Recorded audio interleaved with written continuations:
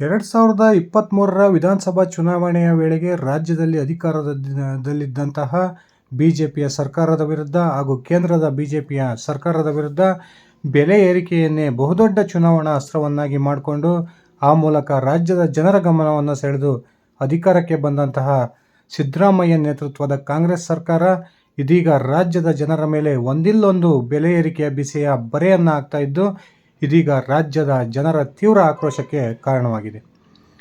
ಸಿದ್ದರಾಮಯ್ಯ ನೇತೃತ್ವದ ಸರ್ಕಾರ ಅಸ್ತಿತ್ವಕ್ಕೆ ಬಂದ ದಿನದಿಂದನೂ ಕೂಡ ಒಂದಲ್ಲ ಒಂದು ರೀತಿಯ ಬೆಲೆ ಏರಿಕೆಯ ಬಿಸಿ ರಾಜ್ಯದ ಜನರಿಗೆ ತಡ್ತಾನೆ ಬಂದಿದೆ.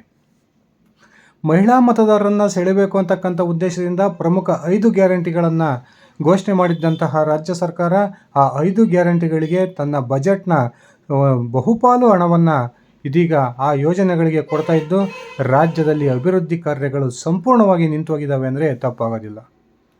ಈ ಒಂದು ಅಭಿವೃದ್ಧಿ ಕಾರ್ಯಕ್ಕೆ ಸಂಬಂಧಪಟ್ಟಂತೆ ರಾಜ್ಯದ ವಿರೋಧ ಪಕ್ಷವಾಗಿರ್ತಕ್ಕಂಥ ಬಿಜೆಪಿ ಮತ್ತು JDS ವ್ಯಂಗ್ಯಭರಿತವಾಗಿ ಒಂದು ಮಾತನ್ನು ಹೇಳುತ್ತೆ. ಸಿದ್ದರಾಮಯ್ಯ ನೇತೃತ್ವದ ಸರ್ಕಾರ ರಾಜ್ಯದಲ್ಲಿ ಅಧಿಕಾರಕ್ಕೆ ಬಂದ ನಂತರ ನಾವು ಕೇಳದೇ ಇರತಕ್ಕಂಥ ಪದಗಳು ಯಾವ್ಯಾವು ಅಂದರೆ ಗುದ್ದಲಿ ಪೂಜೆ ಹಾಗೂ ಕಾಮಗಾರಿಯ ಶಂಕುಸ್ಥಾಪನೆ, ಉದ್ಘಾಟನೆ, ಈ 3 ಪದಗಳು ರಾಜ್ಯದಿಂದ ಕಣ್ಮರೆಯಾಗಿವೆ ಅಂತಕ್ಕಂಥ ಮಾತನ್ನು ಬಿಜೆಪಿ ನಾಯಕರು ಪದೇ ಪದೇ ಕಾಂಗ್ರೆಸ್ನ ಮೇಲೆ ವಾಗ್ದಾಳಿ ಮಾಡೋದ್ರ ಮೂಲಕ ರಾಜ್ಯದ ಜನರಿಗೆ ಒಂದು ರೀತಿಯ ಮನರಂಜನೆಯನ್ನು ಕೊಡ್ತಾ ಇದ್ದಾರೆ ಅಂತಲೇ ಹೇಳ್ಬೋದು.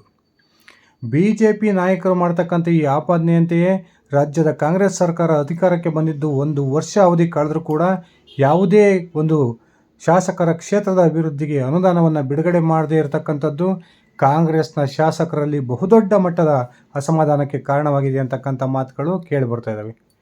ಇತ್ತೀಚೆಗೆ ಒಬ್ಬ ಕಾಂಗ್ರೆಸ್ನ ಶಾಸಕರು ತಮ್ಮದೇ ಸರ್ಕಾರದ ವಿರುದ್ಧ ವಾಗ್ದಾಳಿಯನ್ನು ನಡೆಸ್ತಾ ಇದ್ದು ಕೆಲವಾರು ಶಾಸಕರು ಈಗಾಗಲೇ ಈ ಒಂದು ಸರ್ಕಾರದ ನಡೆಯಿಂದ ಬೇಸತ್ತು ರಾಜಕೀಯ ನಿವೃತ್ತಿ ಹಾಗೂ ತಮ್ಮ ಸ್ಥಾನಗಳಿಗೆ ರಾಜೀನಾಮೆಯ ತೀರ್ಮಾನಕ್ಕೂ ಕೂಡ ಬಂದಿರತಕ್ಕಂಥದ್ದು ನಾವೆಲ್ಲ ಮಾಧ್ಯಮಗಳಲ್ಲಿ ನೋಡಿದ್ದೀವಿ.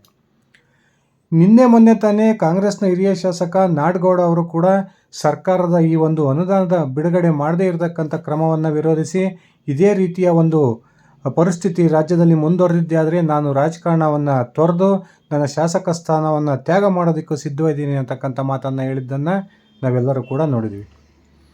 ಇದೀಗ ಕರ್ನಾಟಕದ ಮಾಜಿ ಉಪಮುಖ್ಯಮಂತ್ರಿ, ಚಿತ್ರದುರ್ಗ ಲೋಕಸಭಾ ಕ್ಷೇತ್ರದ ನೂತನ ಸಂಸದ ಗೋವಿಂದ ಕಾರಜೋಳ ಅವರು ರಾಜ್ಯ ಸರ್ಕಾರಕ್ಕೆ ಸಂಬಂಧಪಟ್ಟಂತೆ ಬಹುದೊಡ್ಡ ಬಾಂಬನ್ನು ಸಿಡಿಸೋದ್ರ ಮೂಲಕ ತೀವ್ರ ಕುತೂಹಲಕ್ಕೆ ಕಾರಣವಾಗಿದ್ದಾರೆ.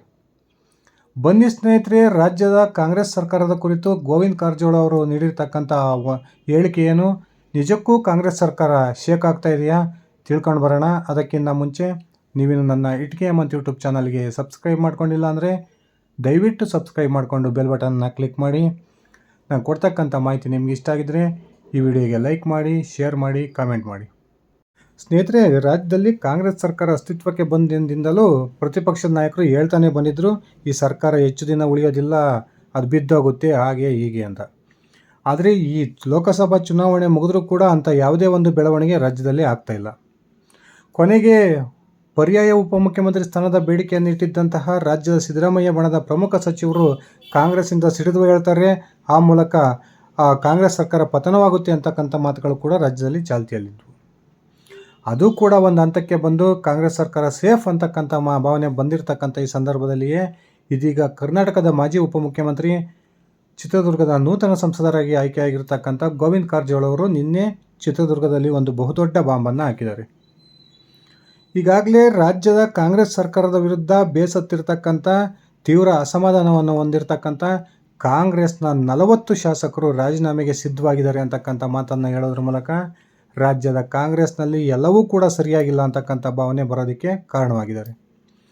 ಗೋವಿಂದ ಕಾರಜೋಳ ಅವರು ಹೇಳೋ ಪ್ರಕಾರ ನಾವು BJP ಆಗಲಿ ಅಥವಾ JDS ಆಗಲಿ ಯಾವುದೇ ರೀತಿಯ ಆಪರೇಷನ್ಗೆ ಕೈ ಹಾಕೋದಿಲ್ಲ, ಆದರೂ ಕೂಡ ಈ ಒಂದು ರಾಜ್ಯದ ಕಾಂಗ್ರೆಸ್ ಸರ್ಕಾರದ ಅವಧಿ ಇನ್ನೇನು ಭಾಳ ದಿನ ಉಳಿಯಲ್ಲ ಅಂತಕ್ಕಂಥ ಮಾತನ್ನು ಹೇಳೋದ್ರ ಮೂಲಕ ಕಾಂಗ್ರೆಸ್ನಲ್ಲಿ ಏನೋ ನಡೀತಾ ಇದೆ ಅಂತಕ್ಕಂಥ ಒಂದು ಭಾವನೆ ನಮಗೆ ಉಂಟಾಗೋದಕ್ಕೆ ಕಾರಣರಾಗಿದ್ದಾರೆ.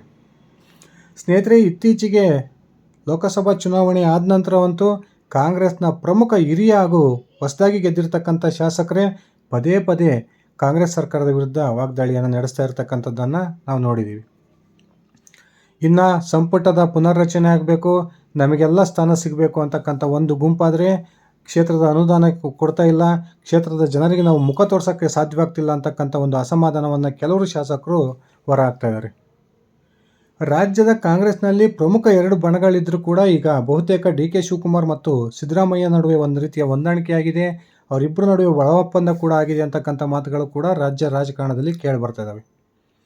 ಆದರೆ ಇದೇ ಸಂದರ್ಭದಲ್ಲಿ ಗೋವಿಂದ ಕಾರಜೋಳ ಅವರು ಸಿಡಿಸಿರ್ತಕ್ಕಂಥ ಈ ಬಾಂಬ್ ನಿಜಕ್ಕೂ ಕೂಡ ಕರ್ನಾಟಕದಲ್ಲಿ ಕಾಂಗ್ರೆಸ್ 40 ಶಾಸಕರನ್ನು ಕಳೆದುಕೊಳ್ಳುತ್ತಾ ಆ 40 ಶಾಸಕರು ಕೂಡ ತನ್ನ ಪಕ್ಷಕ್ಕೆ ರಾಜೀನಾಮೆಯನ್ನು ಕೊಡ್ತಾರೆ ಅಂತಕ್ಕಂಥ ಒಂದು ಭಾವನೆ ಬರೋದಕ್ಕೆ ಕಾರಣವಾಗಿದ್ದಾರೆ.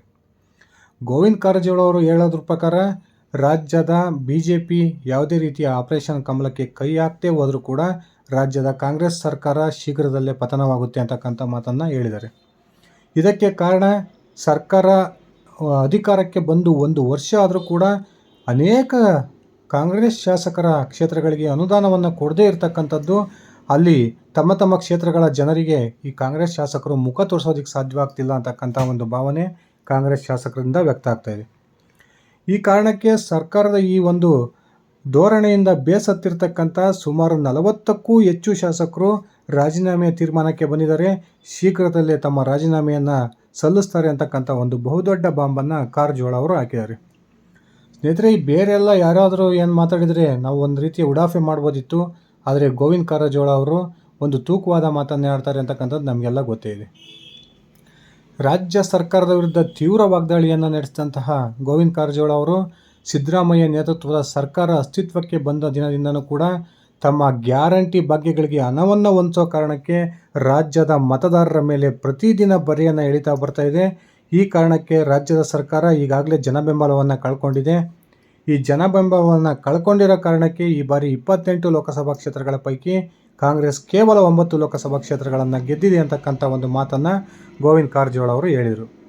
ಅದಷ್ಟೇ ಅಲ್ಲ ಸ್ನೇಹಿತರೆ, ಶೀಘ್ರದಲ್ಲೇ ನಡೀತಕ್ಕಂಥ BBMP ಚುನಾವಣೆ ಹಾಗೂ ತಾಲೂಕ್ ಪಂಚಾಯತಿ, ಜಿಲ್ಲಾ ಪಂಚಾಯತಿ ಚುನಾವಣೆಗಳಲ್ಲಿ ಕಾಂಗ್ರೆಸ್ಸನ್ನು ರಾಜ್ಯದ ಜನ ಸಂಪೂರ್ಣವಾಗಿ ತಿರಸ್ಕರಿಸ್ತಾರೆ ಅಂತಕ್ಕಂಥ ಒಂದು ಮಾತನ್ನು ಗೋವಿಂದ ಕಾರಜೋಳ ಅವರು ಆಡೋದ್ರ ಮೂಲಕ ರಾಜ್ಯ ಸರ್ಕಾರದ ಭವಿಷ್ಯ ಇನ್ನೇನು ಬಹಳ ದಿನ ಉಳಿಯೋದಿಲ್ಲ, ಶೀಘ್ರದಲ್ಲೇ ಸರ್ಕಾರ ಪತನವಾಗುತ್ತೆ ಅಂತಕ್ಕಂಥ ಒಂದು ಮುನ್ಸೂಚನೆಯನ್ನು ಕೊಟ್ಟಿದ್ದಾರೆ.